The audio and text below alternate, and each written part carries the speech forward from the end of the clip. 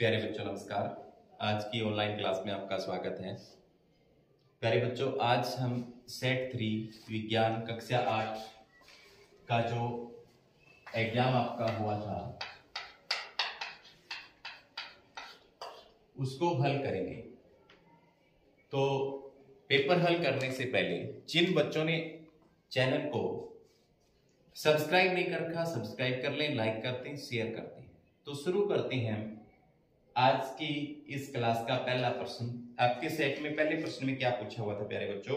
आपसे पूछा हुआ था रेशम कीट का जीवन चक्र आपको पूरा करना था। प्रश्न नंबर 1 में क्या था, मैं सीधा ही लिख रहा हूं। यहां पर क्या पूछा गया था, देखो, अंडा दिया हुआ था आपके, अंडा, और फिर दिया हुआ था अंडे से आपके लार्वा दिया हुआ था, और यहां पर आगे खालिस्तान दिया हुआ था, और इससे बना वयस्क। क्या बना?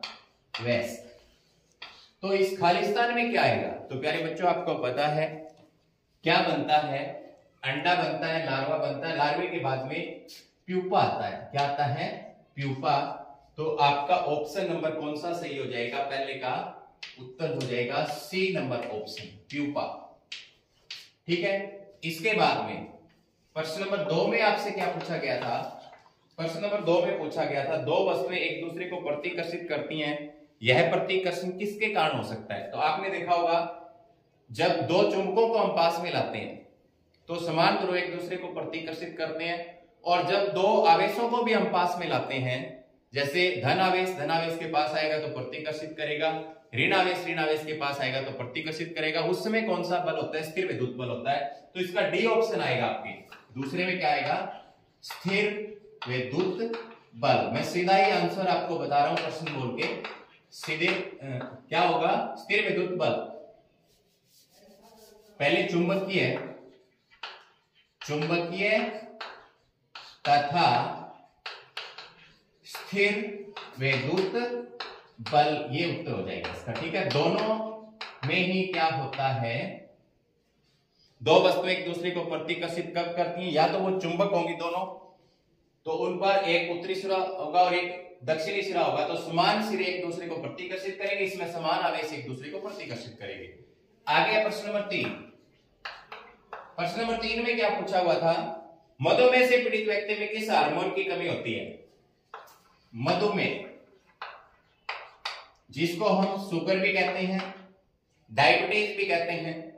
तो प्यारे बच्चों, ये जो हमारे शरीर के अंदर होता है वो इंसुलिन हार्मोन की कमी से होता है। किससे होता है?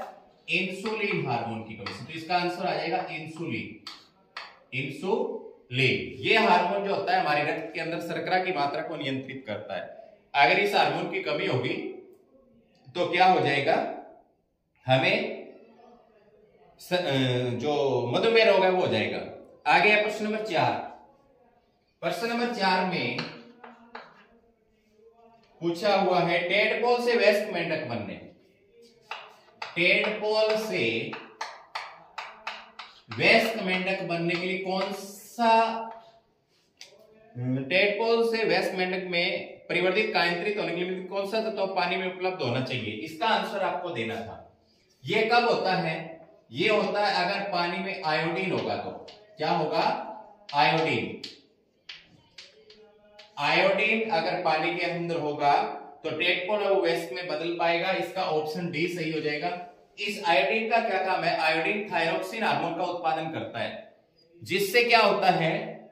टेडपोल वयस्क में बदल जाता है। कई बार टेडपोल वयस्क में नहीं बदल पाता, तो उस पानी के अंदर किसकी कमी होती है? आयोडीन की कमी होती है। आगे प्रश्न नंबर 5 जो है, मैं यहां लिख रहा हूं प्रश्न नंबर 5। प्रश्न नंबर 5 भी आपके ऑप्शन वाला था। इसमें क्या पूछा गया है? चाकू से ब्लेड को किस सतह पर रगड़कर निम्नलिखित में से कौन सी सतह सबसे उपयुक्त होगी? यानी चाकू को आगे से तीखा करना है। तीखा किस पर कर सकते हैं? जिस पर घर्षण ज्यादा लगेगा। तो घर्षण किस पर ज्यादा लगेगा? 5वें का ऑप्शन हो जाएगा उत्तर सी। 5वें का उत्तर क्या हो जाएगा? ऑप्शन नंबर सी, पत्थर, या इसको लिख सकते हैं स्टोन। ठीक है, स्टोन। आगे है प्रश्न नंबर 6। प्रश्न नंबर 6 जो है उसमें क्या पूछा गया? देखो, प्रश्न नंबर 6 में पूछा गया है मैं यहाँ पर सीधा उत्तर लिखूंगा, प्रश्न आपको बोल के बता देता हूं।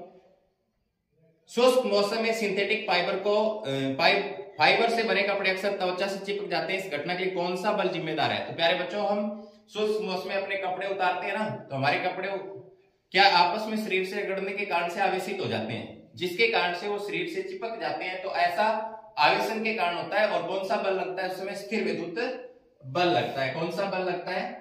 उसको बोलते हैं स्थिर विद्युत बल। तो इसका आंसर ये होगा। ठीक है, इसके बाद में आगे है प्रश्न नंबर 7। प्रश्न नंबर 7 में क्या है? एड्स एक खतरनाक वायरस खालिस्तान के कारण होता है। तो आपको एड्स का कारण लिखना था। एड्स जो होता है वो HIV वायरस से होता है। किससे होता है? HIV वायरस से। इसमें क्या होता है कि वायरस जब हमारे शरीर में आएगा तो हमारे शरीर का प्रतिरक्षी तंत्र है उसको कमजोर करना शुरू कर देगा, और आदमी को अगर कोई रोग हो जाता है वो ठीक नहीं हो पाता और उस आदमी की मृत्यु हो जाती है। आगे है प्रश्न नंबर 8, यहां लिख देता हूं मैं, इसके बाद में चलो मैं इसको साफ कर देता हूं। आगे देखो, प्रश्न नंबर 8 में आपसे क्या पूछा गया है? मानव में जन्म के दौरान होने वाली घटनाओं का सही क्रम लिखिए। तो आपको 8वें प्रश्न में खालिस्तान भरना था। लिखा हुआ था देखो, युग्मक, युग्मक और युग्मक के बाद में इन दोनों का जो मिलना होता है उस क्रिया को कहते हैं निषेचन, और निषेचन के परिणाम स्वरूप बनता है युग्मनज। क्या बनता है? युग्मनज, और युग्मनज से बनता है भ्रूण। तो आपकी एक जगह खाली छोड़ी हुई थी, तो इसका उत्तर क्या हो जाएगा? युग्मनज। बिल्कुल सही हो जाएगा। आगे है, बताइए कि निम्नलिखित कथन सही है या गलत। प्रश्न नंबर 9 में आपको सही और गलत बताना था। बल का परिमाण व दिशा दोनों होते हैं। परिमाण व दिशा दोनों होते हैं, दोनों होते हैं। तो ये सत्य बात है। क्या है? सत्य। देखो, जैसे हमारे पास ये बक्सा है, इस बक्से को हम इधर से इधर धकेल रहे हैं तो 5 न्यूटन का बल लगा रहे हैं, और किस दिशा में लगा रहे हैं? इस दिशा में। तो इसके क्या है? परिमाण भी है और दिशा भी है। तो ये क्या है? सत्य बात है। ये एक सदिश राशि है। ऐसी राशियों को बोला जाता है सदिश राशि। ठीक है, इसके बाद में आपसे पूछा था प्रश्न नंबर 10 में, 10 नंबर प्रश्न में आपसे क्या पूछा था? द्रव पात्र की दीवारों पर दाब डालते हैं, उदाहरण सहित लिखिए। तो इसका मैं यहां पर सीधा ही उत्तर लिख रहा हूं। इसको हम एक उदाहरण से समझा सकते हैं। प्लास्टिक की एक बोतल लें, प्लास्टिक की एक आपको बोतल लेनी है।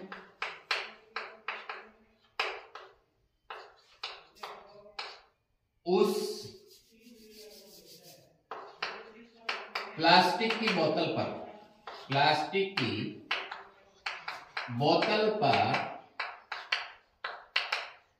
सभी दिशाओं में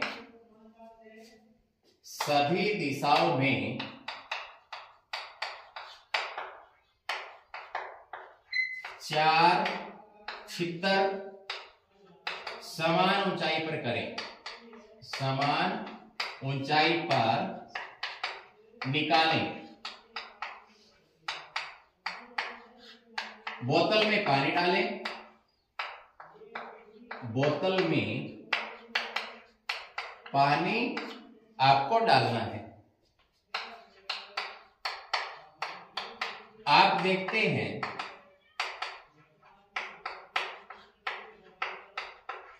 कि छिद्रों से पानी समान दूरी पर गिरता है, समान दूरी पर गिरता है।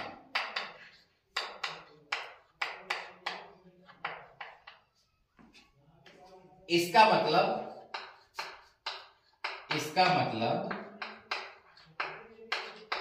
द्रव पात्र की दीवारों पर समान दाब डालते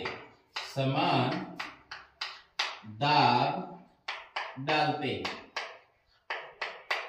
समान ऊंचाई पर। ठीक है, इसको हम ऐसे समझा सकते हैं, जैसे हमारे पास ये बोतल है, ठीक है, इस बोतल पे क्या किया हमने, ये एक सुराख यहाँ किया, एक यहाँ किया, और जब इसमें हमने पानी डाला तो पानी क्या होता है, यहां से समान दूरी पर गिरता है। तो इस प्रयोग से हमें पता चलता है कि जो द्रव है पात्र की दीवारों पर समान दाब डालता है।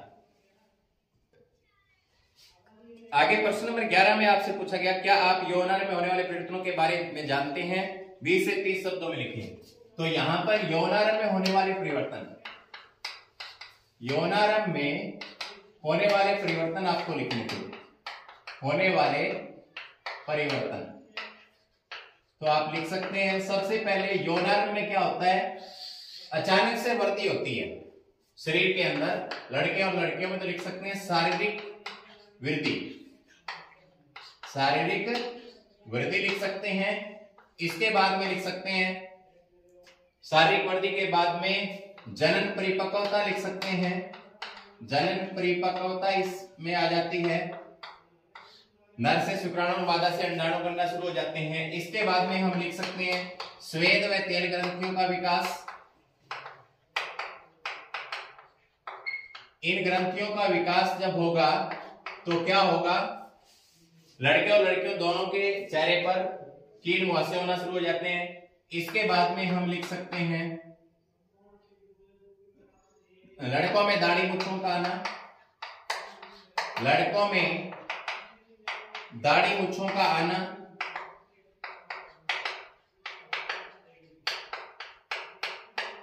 कंधों का चौड़ा होना, ये बहुत सारे परिवर्तन जो हैं आप लिख सकते हो। तो आपका 2 नंबर का था 4, अगर आप इसमें से परिवर्तन लिखते तो आपको 2 नंबर मिल जाते। आगे हम प्रश्न नंबर 12 में आपसे क्या पूछा था, देखो, कूलियों को जब भारी सामान उठाना पड़ता है तो अपने सिर पर गोल कपड़ा क्यों रखते हैं? क्यों रखते हैं वो, इसका कारण है, देखो प्यारे बच्चों, कूली अपने सिर पर गोल कपड़ा लपेट कर रख, गोल कपड़ा लपेट कर अपने सिर का क्षेत्रफल बढ़ाते हैं। क्या बढ़ाते हैं? क्षेत्रफल बढ़ाते हैं। क्षेत्रफल बढ़ने से आपको पता है दाब कम हो जाती है। क्षेत्रफल बढ़ने से दाब कम होगी, दाब कम होगी, जिससे कूली को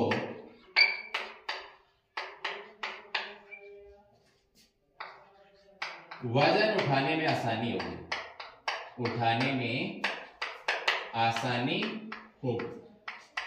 बस छोटा सा आंसर था, आसानी होगी, ये आपको आंसर देना था। ठीक है, अब इसके बाद में आगे 13 में क्या था, 13 में है मादा जनन तंत्र का वर्णन करना था आपको, मादा जनन तंत्र का। तो इसमें क्या होता है प्यारे बच्चों, 2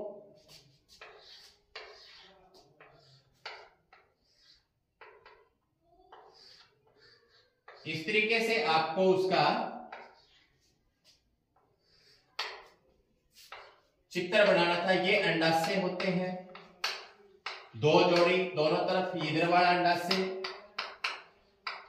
और ये क्या है, अंडवाहिनी, अंडवाहिनी या जिसको डिंब वाहिनी भी कहते हैं, ये गर्भाशय है।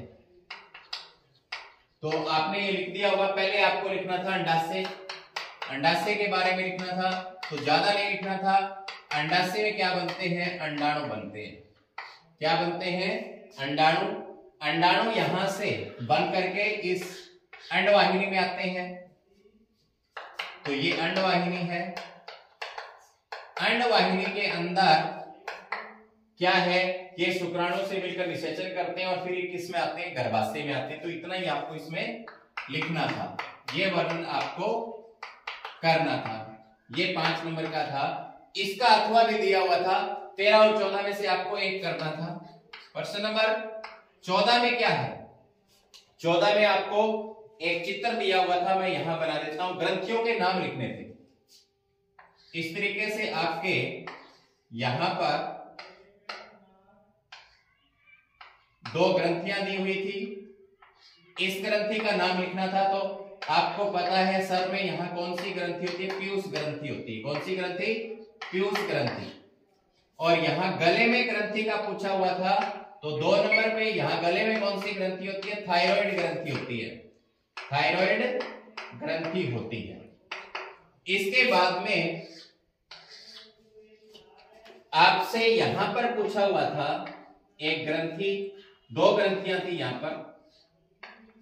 ये एड्रिनल ग्रंथि थी। 3 नंबर की कौन सी ग्रंथि? एड्रिनल ग्रंथि। और 4 नंबर की ये कौन सी ग्रंथि थी? अग्नाशय ग्रंथि थी। अग्नाशय ये 3 नंबर पे थी, ये 4 नंबर पे थी। फिर नीचे जाकर के यहां पर एक ग्रंथि थी, वो अंडाशय स्त्रियों में होती है ये। और इस तरफ यहां पर एक ग्रंथि थी, वो थी आपका वृषण। क्या थी? वृषण थी। ये मनुष्य में होती है। ठीक है, यहां पर वृषण ग्रंथि थी, तो आपके चित्र बना हुआ था, उसमें आपको ग्रंथियों के नाम लिखने थे। तो ये था आज के सेट एग्जाम के सभी प्रश्नों के उत्तर। उम्मीद करता हूं कि आपने भी सही से दिए होंगे। धन्यवाद।